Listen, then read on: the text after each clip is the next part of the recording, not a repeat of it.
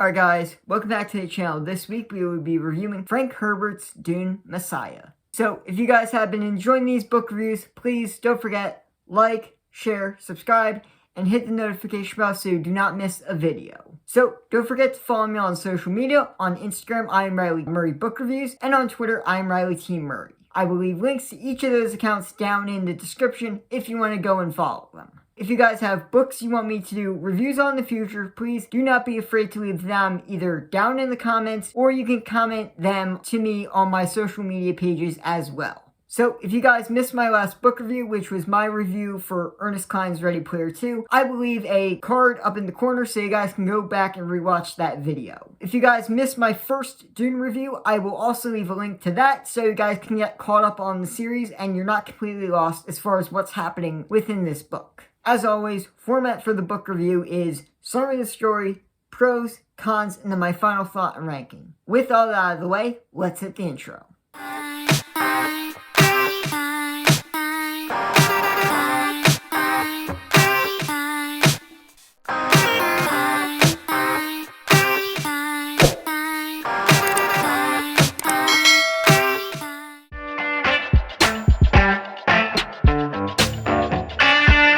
Messiah takes place 12 years after the original Dune book. Paul and his family have completely established themselves as the rulers of Dune, the Empire, and of the Fremen as well. As the war Paul started at the end of the first book has kept going and going, Paul has made a lot of changes on Arrakis, which really does not sit well with a lot of the more traditional Fremen. Taking advantage of it, the Space Guild, the Bene Gesserit, some of the Fremen who disagree with Paul, take advantage of this opportunity and start to try a coup d'etat against him.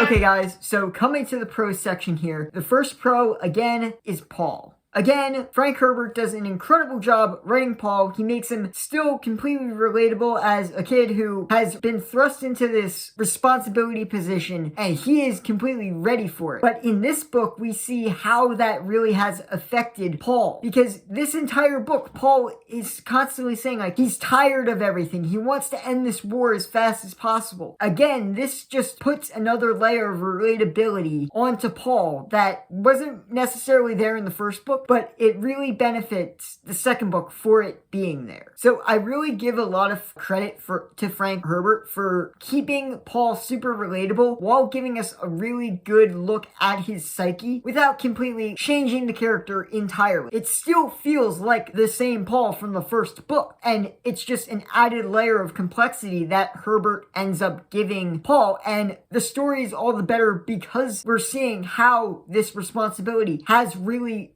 affected Paul, both emotionally, physically, and with just his life in general. Again, Herbert continues to write Paul fantastically, and I really hope that you guys will enjoy Paul in this book as much as I did. Taking the number 2 spot is Paul's sister, Alea. Honestly, Alea was a really standout character in the second book. She really didn't do a whole lot in the first book because, she's a child. She really couldn't. But in this book, Herbert lets her become her own character. And because she is more or less taking the spot of their mother in this book, she gives the whole idea of the Bene Gesserit's perspective. She really, I think, does a very good job as a stand-in for their mother. Alea was definitely a very well-written character. I really wasn't expecting to like Alea as much as I did. So I really appreciate that Herbert put a lot of effort into making her own character while also giving a very familiar type of character because she really does somewhat model what her mother was going through in the first book. So it really felt like we still had a Jessica-esque character, but she wasn't a carbon copy of Jessica. And Herbert was able to give Alea a lot of her own personality, which honestly I really do appreciate.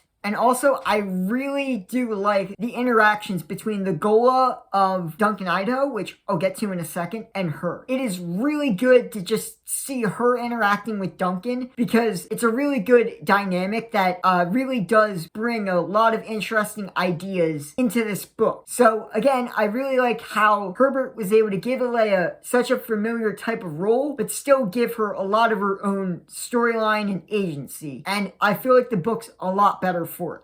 taking the number 3 spot, and that is Duncan, Idaho. So, Duncan, Idaho is honestly another really surprising character that is in this book that I really ended up liking. Like, in the first book, I kind of somewhat remember him, but he wasn't that memorable. But again, Herbert in this book was able to really develop Duncan, Idaho in an extremely interesting way, because he brings Duncan, Idaho back as what's called a Gola, which is basically a reanimated corpse who thinks it's another person. But through the entire story, Duncan, Idaho's Gola personality starts to fade, and then the original personality of Duncan, Idaho comes back. And that is honestly a very interesting part of this entire book. I feel like Herbert did a really good job integrating what could be a really intense undertaking as a concept and made a very key part of the story and a very natural part of the story. The Gola thing never really feels forced, and it brings up a lot of cool moral ideas and a lot of really good interactions from both Alea, like I said earlier, and even with Paul. There are some really tense conversations between the Gola version of Duncan, Idaho and Paul that really are very well written. So again, I really feel like Herbert did an incredible job expanding another really interesting character and making us really feel for the guy. So taking the number 4 spot is going to be the new concepts Herbert brought into the world for this book. So the first one I'm going to talk about again is the Gola. I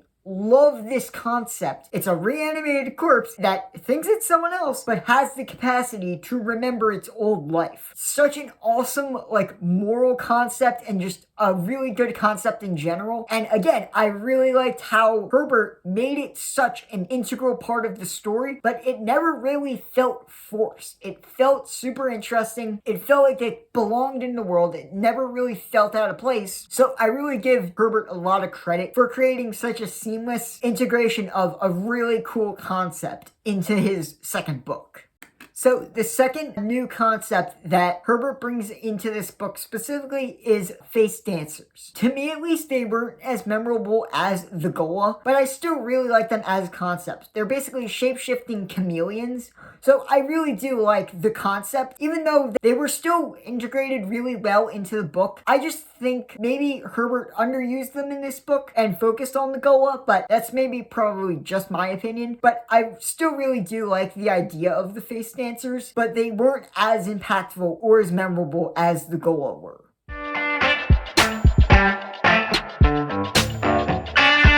So the one real con I had with this book is Herbert never really clarifies how much of the plot Paul actually is aware of.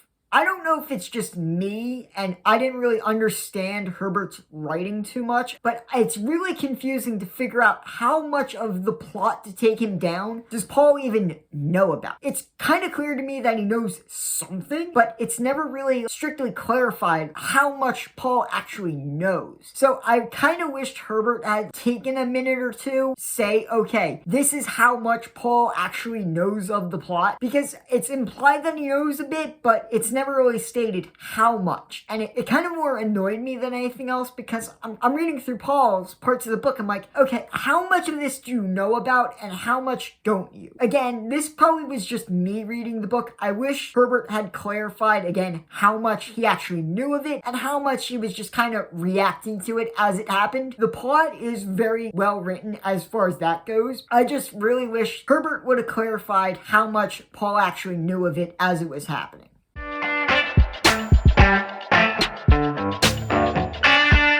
Alright guys, coming to my final thoughts on the book here. I really did like this book. I feel like Herbert did a lot of really good world building with the Gola and everything, but also allowed everything to stay as if it was in the original Dune book. This book never really felt like it jumped the shark too much, and it was very well written. Again, I do give a lot of credit to Frank Herbert for writing all this and keeping it so consistent. Again, Paul, really standout character. We get a really good view at a new side of him, and I really appreciate that. Alea, again, was a really standout character that I really didn't feel like was going to be as good as she ended up being. And also, the Duncan Idaho was very, very well written, and all in all, I love this book. I don't love it quite as much as I love the first Dune, but it is really, really good. Aside from the whole, how much does Paul know about the takedown plot, it is a very good book that is extremely well worth the read. I'm going to give Frank Herbert's Dune Messiah an 8 out of 10. Alright guys, thank you so much for making it to the end of the video. If you enjoyed it, please do not forget,